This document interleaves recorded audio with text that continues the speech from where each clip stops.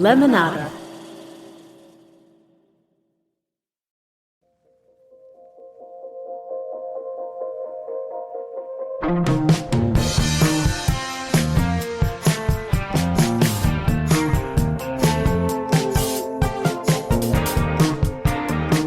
Welcome to Worth It from the Minnesota Star Tribune.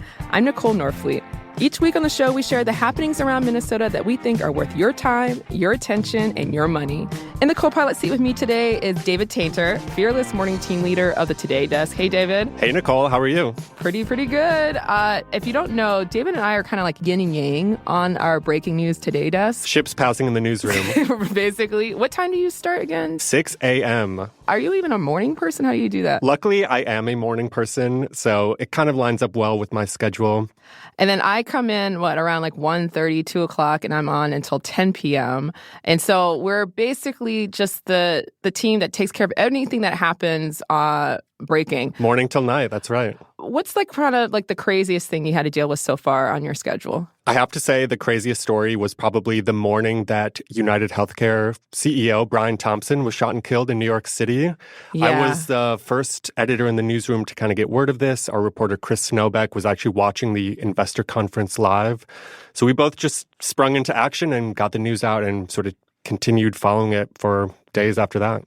I would have to say probably also in public safety related that when we were doing the Vance Belter search and when he ended up being found in a field close to his home, I was working that night and was heading home to eat dinner and he was found. And so things pop up all the time on our schedule. That is true. We got to be ready whenever. Today, tonight, and tomorrow, right? That's right. That's Any our day. battle. Any day. We're all for it. Okay, so today on the show, what's going on with weed in Minnesota? We'll give you the lowdown on getting high. Inflatable paddleboards are more popular than ever. Are they worth the hot air? Finally, the yummy wild rice that goes in our chicken soups and hot dish is under threat. But how best to protect it has become a hot button issue. All right, let's get into it. After Minnesota legalized edibles, it quickly became easier than ever to get THC. You can just waltz into a liquor store and buy an infused drink with no problem. But statewide, the rollout of recreational weed has been slower, really slow, actually. So what's going on? Here to catch us up is Matt DeLong. He writes our Nuggets newsletter all about legal cannabis. Hi, Matt. Hi, thanks for having me. Minnesota legalized recreational cannabis for adults about 2 years ago, but that didn't mean really dispensaries just opened up, right? So we see questions pop up on social media every other week with people asking when and where they can actually get flower. The White Earth Band at Chippewa just recently became the first tribal nation in Minnesota to open recreational marijuana dispensaries outside of its reservation. So now I think they have locations in Moorhead and St. Cloud. Why has this been such a slow process? Well, I think the Office of Cannabis Management makes the argument, and I think there is some credence to it, is a lot of the states that have legalized and then very quickly opened dispensaries have relied heavily on their medical cannabis program. And states like Michigan and Ohio had a very large infrastructure for medical cannabis with many growers, many dispensaries. And so it was a little bit easier to flip the switch. So when the Minnesota legislature back in 2014 was creating the medical cannabis program here, they took a different tack. They only authorized 2 retailers to cultivate and produce products, and they could each have 1 dispensary per congressional district, so 8 total in the state. So there just isn't that medical cannabis infrastructure that allowed them to immediately start selling to adult use patients. And they were very cognizant of the fact that the medical cannabis program serves about 50,000 plus medical patients, and they wanted to make sure those people still had access. So, there are other reasons why it's taken so long. I mean, there's been litigation around the social equity component. But yeah, we are one of the longer states in terms of going from legalization to actual opening of the retail market. And Matt, what does Minnesota look like compared to other states that have legalized cannabis? Our timeline, how does it compare to those other states? Well, like I said, we're on the kind of extreme longer end. I think New York State was the longest. That was like 3 years plus.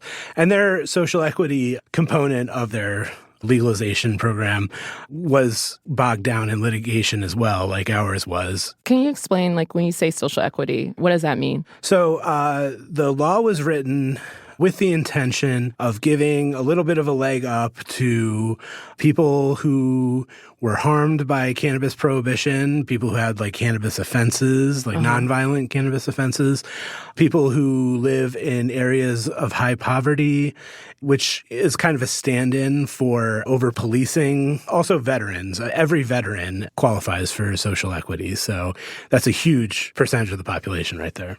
So catch us up, Matt, on what's been happening lately. I think as recently as this week, some more lotteries have been held to award licenses to prospective businesses.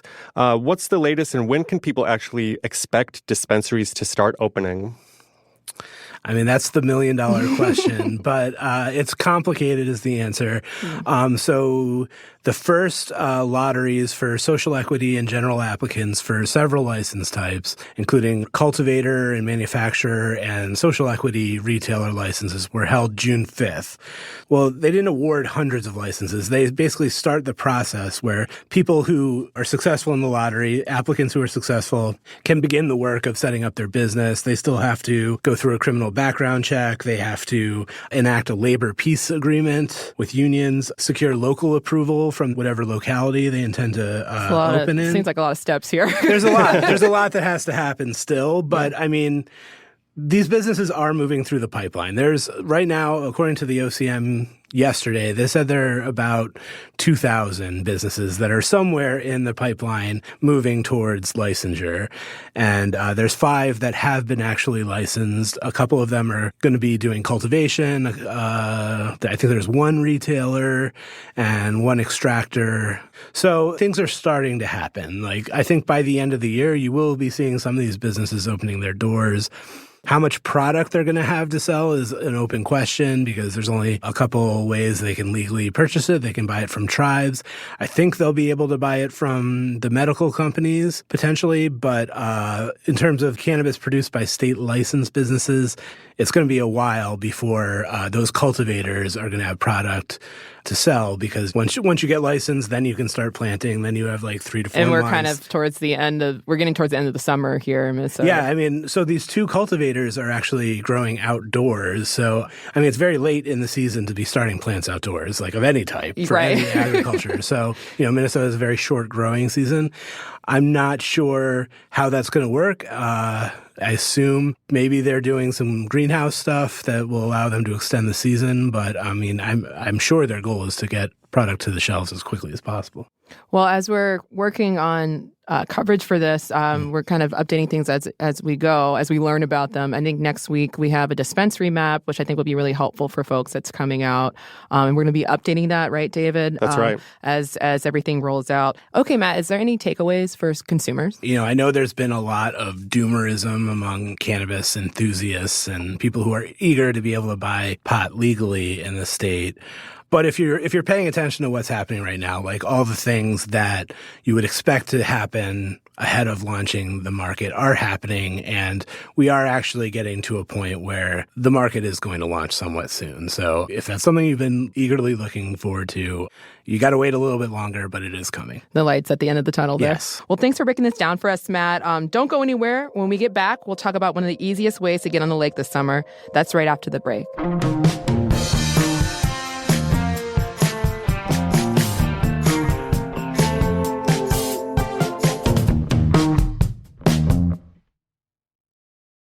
If you like Worth It, you should know it's just a tiny taste of all that the Minnesota Star Tribune has to offer.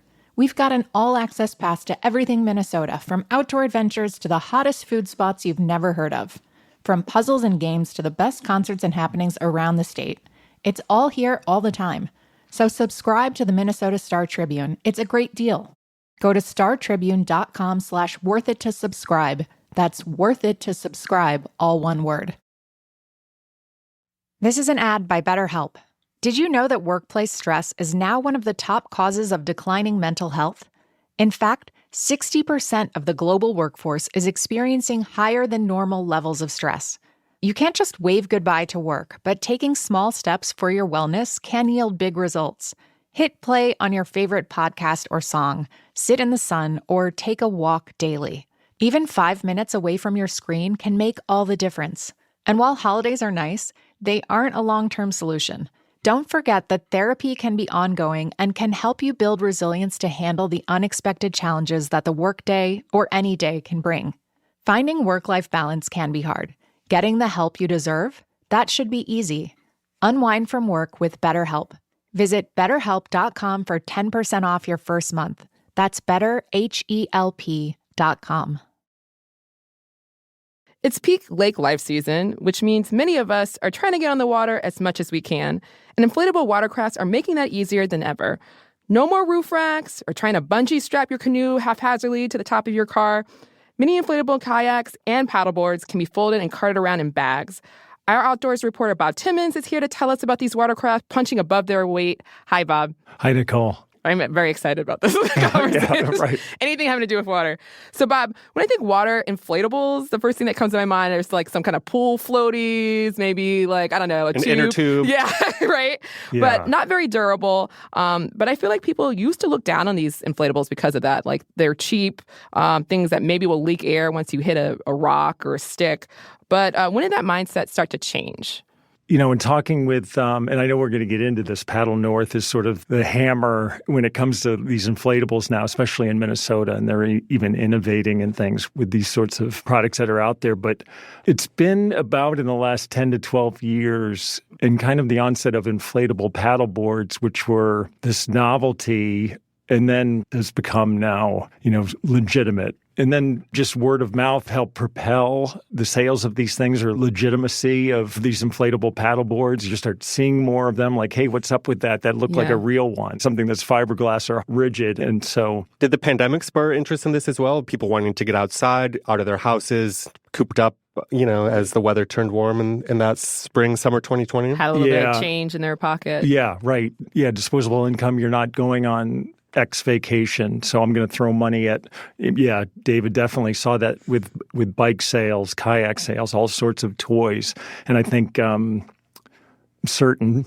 think it's speculative, but that, paddleboards, inflatable kayaks kind of were an iteration and something that came on. We're part of that too, that part of consumption. So I first learned about Paddle North actually at the state fair. They had, I can't remember if they sponsored like an area, but they had like a whole setup. And this is like 2019, okay? And I was there with my dad.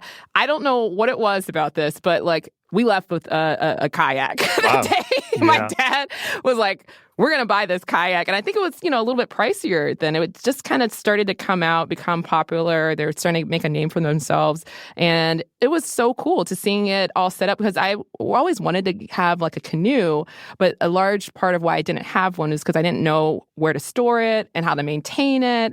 And like, even just getting it, I have racks, even just getting it up on my canoe, it just seemed like a lot to just go for a lake trip. But so he got this blow-up kayak, and like I said, it was 2019, a little before the pandemic, and I was at the Chain of Lakes, and I had brought it in my little hatchback, and the only problem was you had to pump it up. I had to pump it up by hand, and I am like over there like, oh yeah. And it was a workout doing that before. Major cardio. But so many people came up to me and were like, wow, what's this? And they wanted to feel it and touch it. And it was really just like a wonderful, like it was super light. Once I got it blown up and figured out how to put the handles and put all the oars together and paddles together, it was great. And I was able to get out on the water very quickly. It's so funny. Dave, have you actually been out on an inflatable watercraft? I'm a little ashamed to admit I'm probably the only one in this room who has not been out on the water on one of these. It was, for a second, I was a little scared when I first got on it. I was like, please hold me. Please don't sink. Please don't sink. And it was like super solid. And you have a few yourself, or Bob? Yeah, I've got a couple. We've had about 5 years. Wow. Okay. Yeah. And just the more we've used them for even quick trips, before that moment, it might have been just, again, something more involved and maybe going far away. Now we're like, oh, let's just go down, a mile down the street to the lake near our house. And it's such a quick exchange, and we can go out for an hour and be home and get on with our day. Yep. And speaking as someone who does not have experience with one of these, it seems like a good place to start. Would you say, if you live in an apartment, you don't have a ton of storage space, do you find these a pretty good entry point for people who are curious? Yeah, that came up in the story is about thinking about that, living in the city, right? And you maybe have the confines. You might even have a bike to get around. Well, suddenly because it has straps. It was like a backpack, and it also had wheels on it too. Yeah, right. And having, a small snapshot of time at Cedar Lake on Sunday, immediately, granted, relatively smaller lake, gorgeous summer day, my hunch was 3/4 of the floating things I saw out on the lake were probably inflatables. And I continued to see people walking their boards down or leaning on their trunk while the thing's blowing up. Yeah. So you've spoken to the convenience, which seems like a big appeal of these. What about the quality? How do these things hold up? You've had yours for about 5 years, you said? Yeah, really solid. I had to dig in a little bit and get educated about how these things are made. It's still somewhat arcane, but it's this fabric called drop stitch. And it essentially almost looks like spaghetti noodles or pasta. It's like meshing threads that make up the internal part of the paddleboard or, say, the kayak. But when it expands, this drop stitch fabric is so resilient. And when it's expanded with pressure, with air, it gives the board that rigidity and sort of a solidness.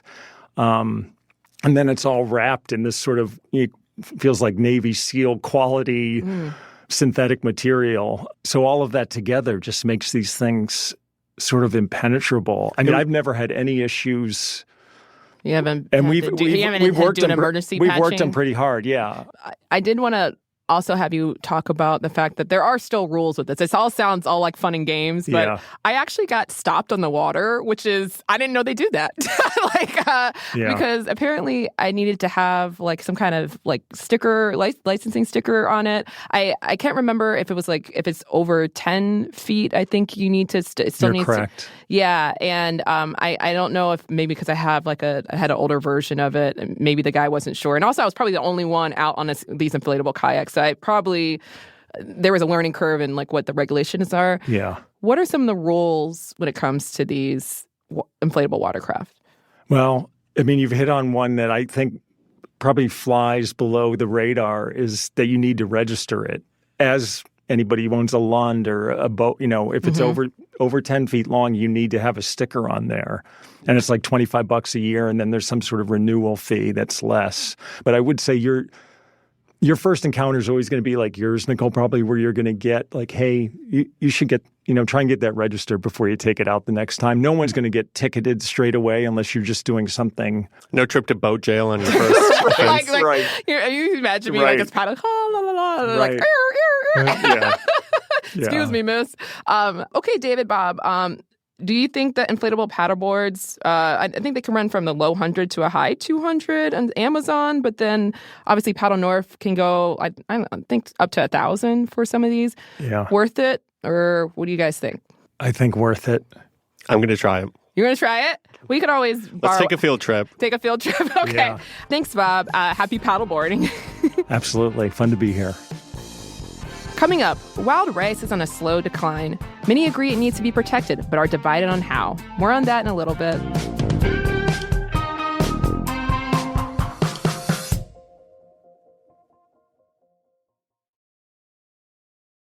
Nothing is more Minnesota, I think, than wild rice. Literally, anytime I see an advertisement while I'm driving somewhere for wild rice soup, I have to stop. It's like kind of like my go-to when I'm like not at home or going up to like the cabin or something. What about you? I have to say, wild rice soup was my first introduction as well. And it's just such a Minnesota thing. And I didn't quite realize how important and cool and integral to the state. I didn't realize even it was the state grain until just not too long ago. But due to climate change and other man-made factors, wild rice is on the decline. Though many people cherish our state grain, how best to protect it has been subject to years-long debate. Here to tell us more is our North Central reporter, Kim Hyatt. Welcome, Kim. Thank you so much for having me. Kim, this was a large, ambitious project. It was a team effort. You wrote this with both Jana Hollingsworth and Chris Von Drossik. What compelled you to embark on this project? Yeah, so it all started a year ago. I moved back home to cover North Central Minnesota for the paper, and I really wanted to write about wild rice when I did that because it's everywhere up north. And so as I was trying to find a way into telling a holistic story about wild rice, Chris was having conversations with people down at the Capitol about cultivated wild rice. And so we met over coffee and started brainstorming. And it's sort of manifested into this massive project. And we brought Jana on board because she has a lot of sources in the tribal communities that she covers out by Duluth. And so the three of us sort of banded together and tried to cover everything there is to know about wild rice. And there's a lot to it.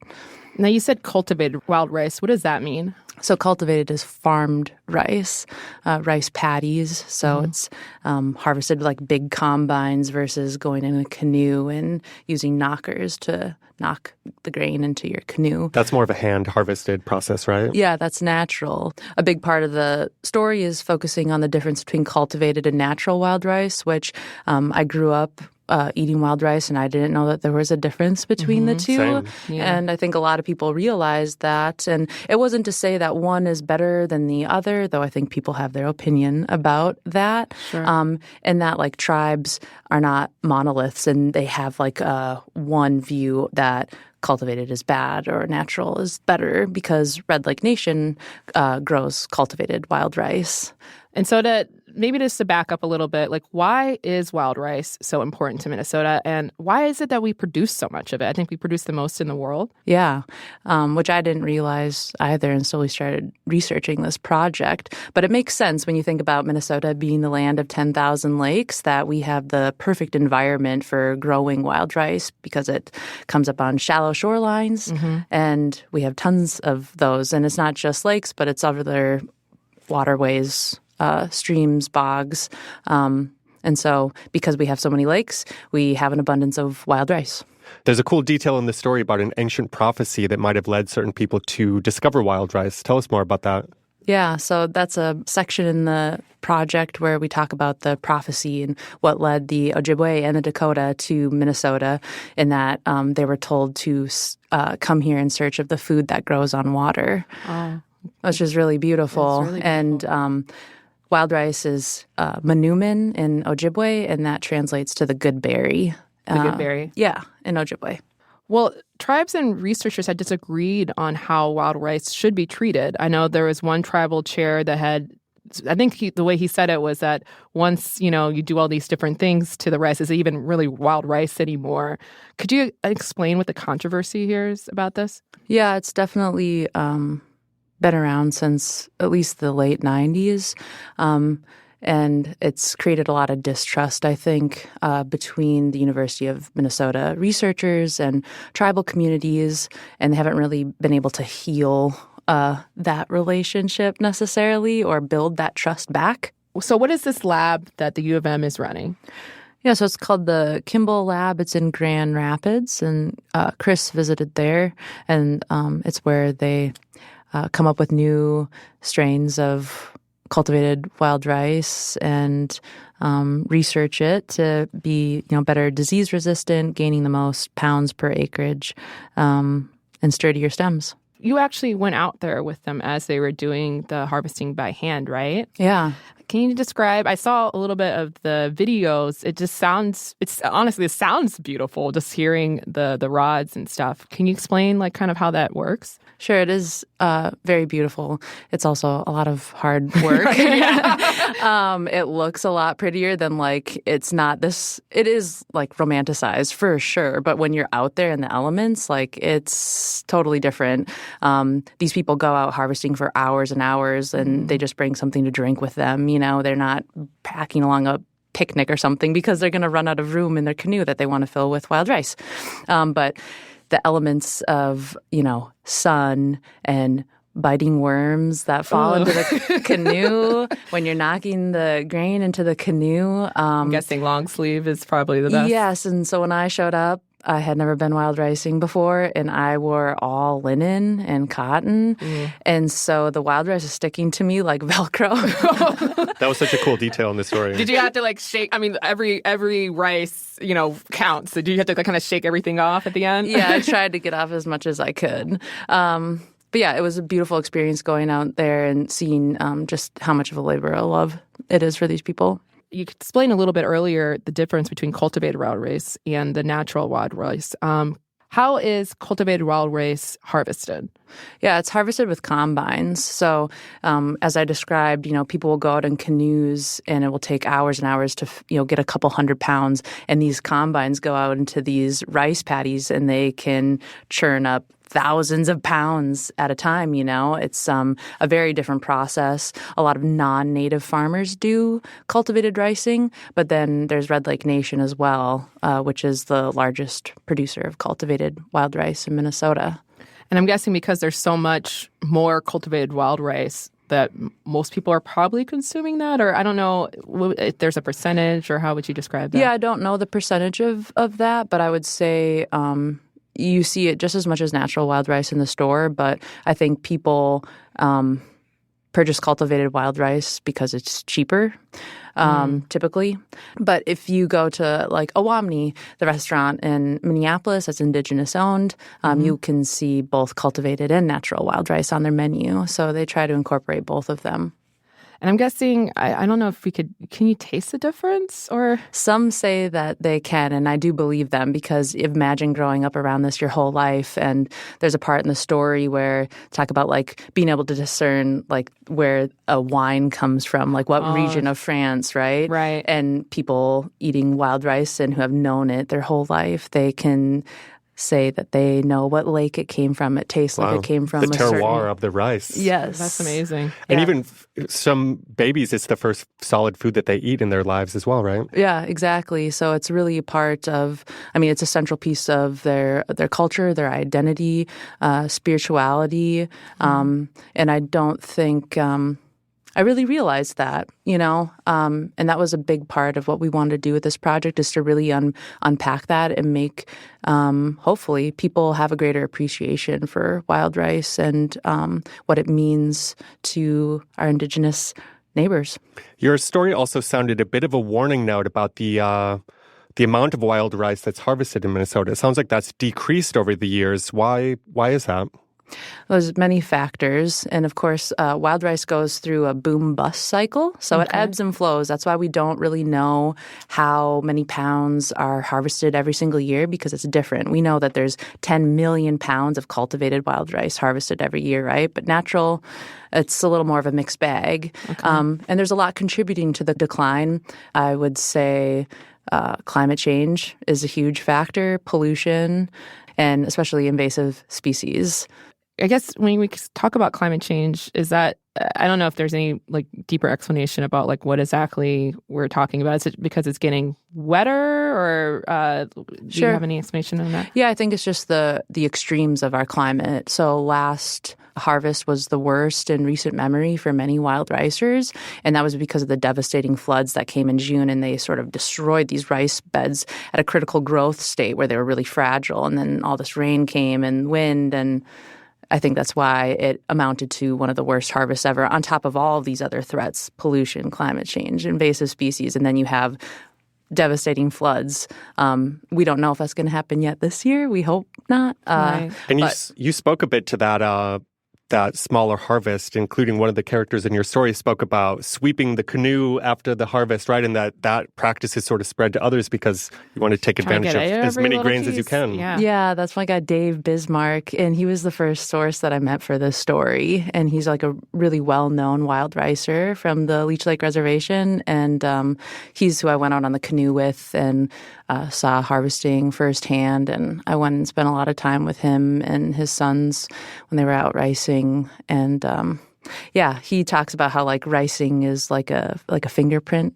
It's different for each person, like how they were taught and how they grew up. And for him, like he developed this sweeping method where he never wanted a single grain go to waste. So he'd sweep it out of the canoe, and now other people do that too. So a lot of people are interested in protecting wild rice around the state. Can you talk about what has or is being done at the legislative level to protect the crop? Yeah, that was definitely a focus of the project. And as this research and reporting dragged on into another year, it ended up working out well in that we were able to incorporate the Wild Rice Act and what was happening with that. There was this landmark piece of legislation that would include an array of protections and take into account everything that we've discussed here, right, about invasive species and boating and pollution and climate change and how it's, spiritually significant and an economic engine and all these benefits, right? And so there was a lot of momentum around this bill as it was brought to this legislative session, and especially coming off one of the poorest harvests in recent memory. So I think people were excited to see this introduced, but it watered down pretty quickly and never made it out of committee. Supporters of the bill sound like they remain hopeful. Are there any other solutions in the meantime? Anything advocates are working on to protect the crop? Yeah, so Leanna Goose, she's a student at the Leech Lake Tribal College, and she was, again, another source that I met early on in reporting and really helped me understand different efforts underway and what she's doing herself. She's a young mother and a student, and she got really emotional talking about what it would mean to not be able to take her kids wild ricing, for them to not grow up without that or to have it for their children. Wow. And so she got a $200,000 grant to focus on invasive species. And she's going to be studying one wild rice bed that she has been going to her whole life, that she's seen decline. And she's going to go out with basically as she described it, a pontoon with a massive vacuum on the bottom to try and suck up the invasive species and then study it over time to see if the wild rice bed gets healthier. And that's just one small thing on one rice bed, but the potential impacts of that, I'm excited to see where that goes. Kim, this was such a cool project. What was your favorite part about reporting this story? There was a lot of favorite moments, for sure, over the past year. I think going out and seeing the harvest and watching how they sell it at casinos. I think that was the most interesting part, to be honest, because they just cash it in poker chips, right? Which was so cool to see that. So a lot of beautiful moments like that and the people that I met along the way and getting to go to Owamni and see how they feature wild rice. But I think my favorite moment was toward the end of the project when we got Mark Boswell to pen a personal essay about growing up and his memories of wild ricing. And I think that really drove the project home because we really wanted it to be a love letter to wild rice. Of course, there's a lot of controversy and threats and worries, but what it really is about is this is a sacred tradition that is alive and a lot of people care about it. And I think Mark's piece really drove that home. And it's so beautiful, and we're so lucky that we got to include that. I think readers are lucky, too, to have his perspective part of the story. Yeah, I definitely second that. I encourage everyone to read that companion piece. It's a personal essay from our graphic director, Mark Boswell, who writes about his memories harvesting wild rice with his dad. Also, check out all these really cool videos. I really liked the video of them actually cooking wild rice traditionally. Beautiful photos from Liz Flores as well. Great work overall. Yes. It was a team effort for sure. So, well, thanks so much for your amazing work, Kim. Before we go, we got to do a Minnesota goodbye. David, tell me about a moment from your week that felt uniquely Minnesotan. It has to be the reopening of the Stone Arch Bridge. Long anticipated. It's been closed for a couple years. I moved back home to Minnesota early 2024, and it closed just a few months later. So basically, since I've been home, it hasn't been open. So I got to cross it last night for the first time. And the full bridge. The full bridge. The full bridge. I know, the Stone Arch Bridge is literally, if I only have a person that's in town for maybe a day or something, we always go to the Stone Arch Bridge. You have to. What's your moment, Nicole? So I was very disappointed. I could not hear the Yacht Fest from my house. I don't know if they just had like some kind of noise, making it a little bit quieter. Though I did get to read and edit a few of the Yacht Fest. You got to edit vicariously. Yeah, edit vicariously. Was it super awesome? It was great. I actually was very impressed. I took your advice. It was worth it to go. Yes. I thought it was super well run, and it's a beautiful venue. I think Harriet Island is such a great place for it. It felt quintessentially Minnesotan. It felt like the right place for it. Well, that's all for this week. Thanks for tuning in, and we'll be back next Friday. Bye.